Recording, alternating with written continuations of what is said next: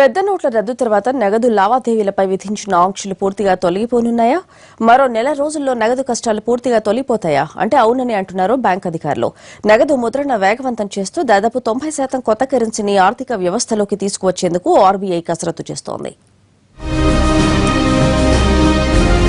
దేశ ప్రజలు 50 రోజుల నగదు కష్టాన్ని ఎప్పటికీ మర్చిపోలేరు. కొత్త ఏడాది నుంచి కాస్త వెసులుబాటు కల్పించినా ఇప్పటికీ నగదు ఉపసంహరణపై ఆంక్షలు కొనసాగుతూనే ఉన్నాయి.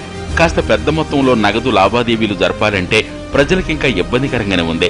ఈ పరిస్థితుల్లో ఆర్బీఐ నుంచి కాస్త ఉపశమనం కలిగించే కబురు వినిపిస్తోంది. నగదు ఉపసంహరణపై విధించిన పరిమితిని వచ్చే నెల చివరిలో తీసివేయొచ్చని బ్యాంకర్లు అభిప్రాయపడుతున్నారు.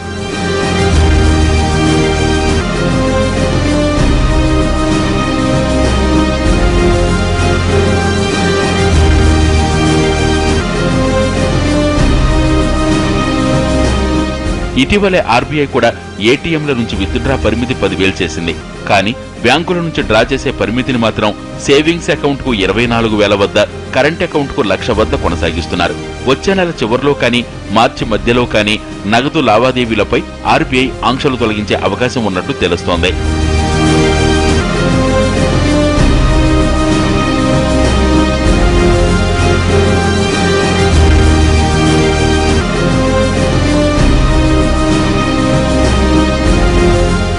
ఇటీవల RBI governor Urjit Patel parliamentary finance committee ఎదుట హాజరై డిమానిటైజేషన్ పరిస్థితిని వివరించారు.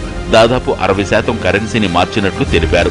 ఫిబ్రవరి చివరి నాటికి 78 నుంచి 88% కరెన్సీ ఆర్థిక వ్యవస్థలోకి వెళుతుందని బ్యాంకర్లు చెబుతున్నారు. దీంతో మరో నెల రోజుల్లో కరెన్సీ కష్టాలు పూర్తిగా తొలగిపోయే అవకాశం ఉంది.